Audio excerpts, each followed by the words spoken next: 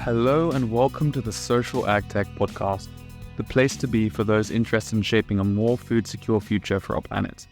Whether you're looking to learn more about hunger, find out about how you can make a difference, or support and learn from the innovators already making strides in this field, we cover topics for you.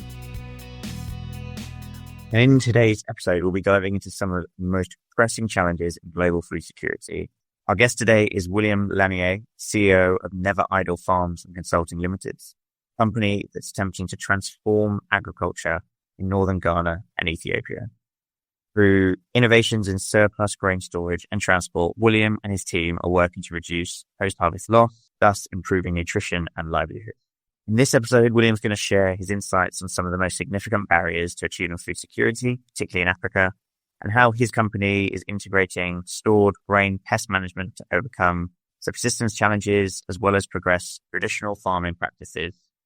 As well as that, we're also going to discuss some of the emerging trends in agricultural technology and ultimately what the future holds for combating hunger on a global scale. And for the entrepreneurs and innovators out there, William will also offer some valuable advice from his over 10 years experience with NeverIdle Consulting on how to develop solutions that can really make a difference. We got straight into the weeds with this one, so we'll jump ahead in the conversation as we explore how the evident problem post-harvest loss continues to be a severe yet ultimately avoidable problem, particularly in sub-Saharan Africa, some of the structural issues that William finds to be at the core of this, and how his solution proposes to change this. The beauty of discussing grain storage or improving grain storage, it's the common denominator. Because it doesn't matter how much fruit and vegetables you eat if your morning porridge is laced with mycotoxins. It doesn't matter. You can eat all the fruits and vegetables you need. One bad bowl of porridge a week, and that the benefits of the micronutrients are history. So that's why it's exciting to talk about grain storage. Overnight, improving grain storage is going to make even any fruits and vegetables way more productive. Post-harvest loss is not rocket science. It's already been solved. It doesn't require decades of research that other problems do. And so why do you think there's this latency? Like, if it is, there's this awareness, there's this clear solutions that exist, why are they not in place? Good question. And especially with you guys in your international background.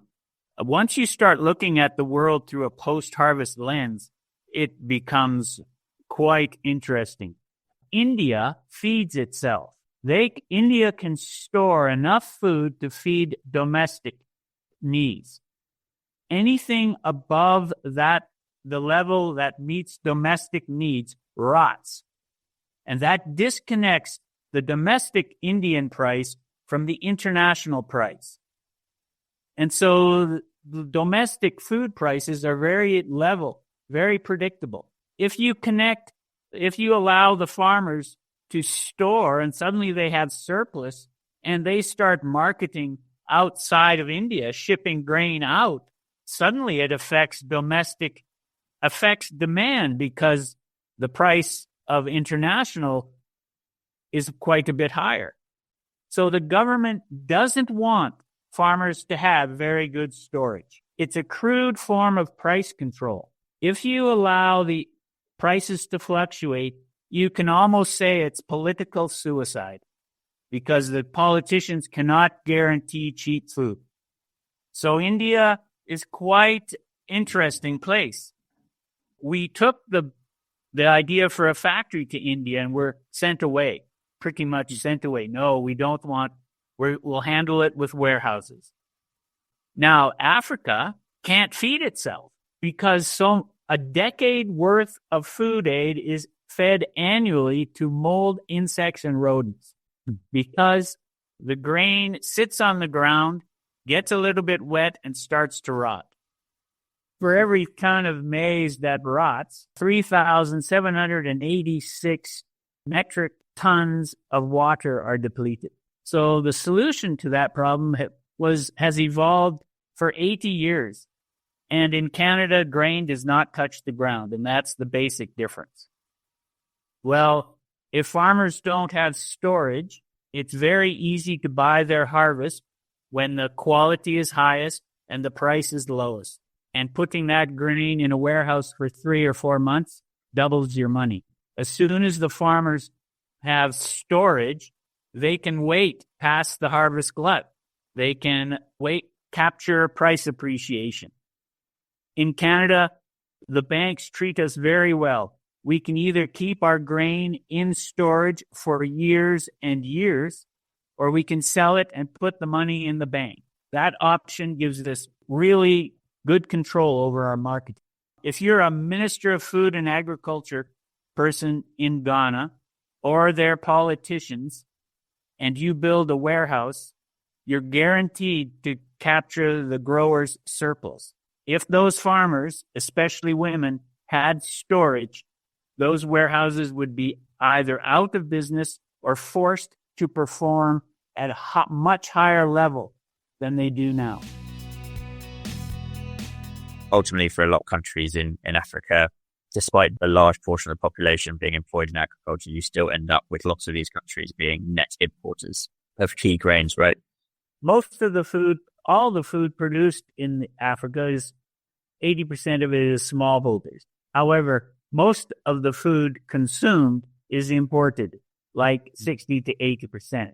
And a big contributor to that, as you said, is the losses they get versus where very simple, effective storage solutions have been implemented in many other countries around the world, which has not reached these markets yet. So I guess maybe could you just tell us a bit more very simply around exactly what your mobile bins are, what exactly they do, and how actually people in Ghana and Ethiopia, how they will actually leverage them? In Canada, we own our land. My dad or my grandfather built green storage bins, and we're still using them 90 years later. No one can take them away. We have land tenure. Well, if there's problems with land tenure, my brother pulls about 1,200 horsepower into a field every day, and that allows him to get home at night in time to eat dinner, just like his lawyer and accounting friends. There's so much overinvestment, it's crazy. In Africa, they don't own their land. That woman in northern Ghana will never own the land. She might get control of some farmland, but it's probably degraded. It's not the best farmland. She'll never own the land required to build a warehouse. So overnight, if I teach these women how to store grain in a mobile storage bin, they can park it in the field. Their grain never touches the ground. They can wait a month before to negotiate fair transport and move that bin to the farm or the market and wait again for price appreciation. Meanwhile, they can open the sliding door and take a bowl of grain out each day. They can look in the cob and smell the grain to monitor for insects and mold. So overnight, I give a woman, the target, harvest tenure.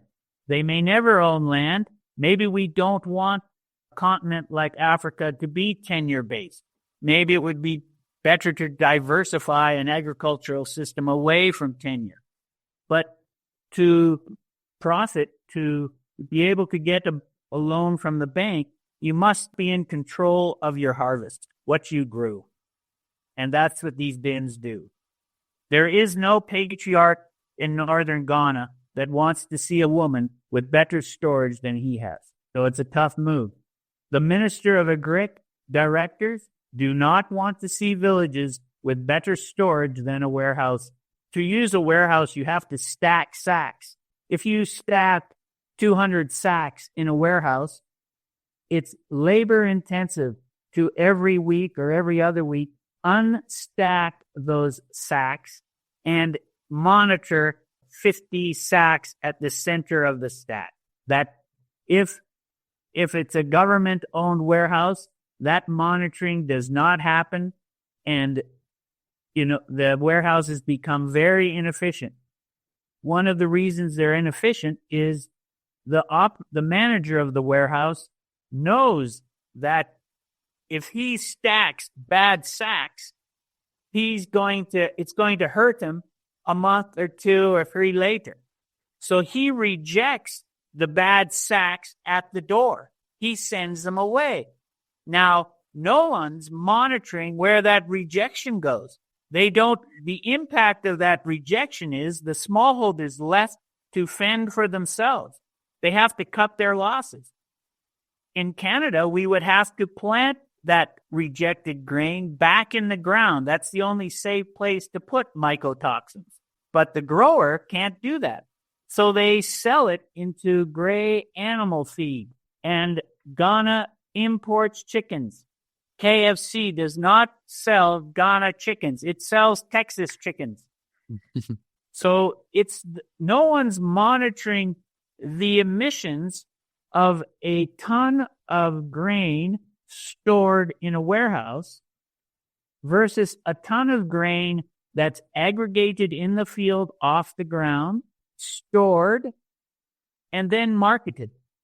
So if you look at the price of my bin per ton stored, the warehouses win because they're very cheap. They win because no one's really monitoring the impact of the rejection at the door. They just say, well, we stored 200 sacks and, 160 of those sacks were good. If you compare the cost of the warehouse and you factor in that rejection and the inability of the grower to market from that warehouse, and you compare that to the price of my bins, which you can lease, you don't have to buy them, they're on wheels, is about 1/3 the cost of a warehouse, of the big picture warehouse. You touched on a couple of these points, but maybe just to summarize, what do you see as some of the most significant challenges in achieving food security? And ultimately, how can both new technology, but probably more importantly, repurposing things that have been around for a long time, but just to be appropriate culturally or appropriate to the climate and scenario, ultimately, how can they be leveraged to address some of those major challenges? Simply task development to increase yield of nutrition. Do not allow development to confuse production, which results after fertilizer, tractors, and, investment. Do not allow them to confuse production with yield of nutrition. That production should substitute imports. However, when you come from Africa to a donor, they don't understand. They've maybe been to farms. Maybe some of them are farmers. You don't see post-harvest loss. It doesn't exist. It's been eliminated 80 years ago. And so the context of these money going to Africa is, well, production must equal yield of nutrition. Why would these farmers be doing anything? Well, that's the problem. Don't say anything about post-harvest loss. Just ask them to document that they've increased yield of nutrition. And the problem would go away overnight because they'd be forced to document post-harvest loss surrounding a warehouse. It's really interesting. I think it's on some level, the genesis of both Ori and I getting into this was our learning journey of realizing perhaps food production is not the issue. And yet there's still this misunderstanding perpetuated, across the board, right? Like I think Orion kind of discovered it in different environments than I did, but very interesting to hear you saying the same thing. And then also to create a metric by which we can actually understand, reasonably measure, and then kind of attribute success. Shocking. Why do you think this? I understand this point about maybe people are coming with their own contextual experience, but why do you think this persists? Post-harvest loss is profitable for a selfish few at the expense of millions and millions of growers and billions of consumers. I think it touches on a point, right? In a lot of the challenges you've mentioned, the ultimate outcome what it can often do is make it difficult for those with the solutions to ultimately reach those in need Do you think technology alone is actually enough? Or, I think clearly it's not from what we've touched on. But what are some of the areas you see that actually some wider support is needed to really bring together the two sides of, those with the solutions and those that actually need access to? Emerging trends recognize policy makers need ideas on ways to end hunger. But if we review the literature like Nature did, or Sarah's did that Nature published, we find out Sarah's focused 78 researchers from 23 countries and 53 organizations. The focus found that the overwhelming majority of studies assessed, more than 95%, were not relevant to the needs of growers. In stark contrast to cigar and World Food funding increases, food for growers' families rots in the field or later on because of inadequate storage. And that's what Nature publishes. Nearly 90% of the interventions aiming to reduce these losses looked at how well a particular tool, such as cigar's new seed, pesticide, or World Food Program hermetic storage, worked in isolation. They isolated how it improved production, but they didn't equate that production to yield and nutrition. Then maybe to wrap up then, ultimately, that was your 10 years, and obviously you've learned a lot over that period of time as well. And we've touched on a lot of challenges you've had and the clear perseverance that you have as well. So what advice would you give to entrepreneurs and startups who are themselves looking to develop other innovative solutions aimed at combating hunger? If you start reading the research and studying some of these projects, you'll see they interchange the words production and yield, every other sentence. They're separate. That's the simple thing. The acid test. Is this project about yield of nutrition that substitutes imports, or is it just a project that raises production? And I find that really interesting because ultimately that brings us almost full circle and really touched on a point we actually touched on in our very first episode of this series, which was that we have this massive gap where still hundreds of million people food insecure, but we are producing enough food. Food production itself is sufficient worldwide to feed everyone.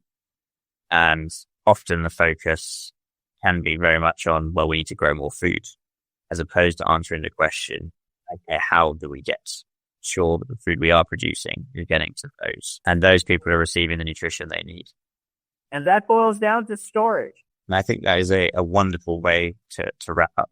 So thank you very much, William. Really appreciate it you joining us. It's been great to talk.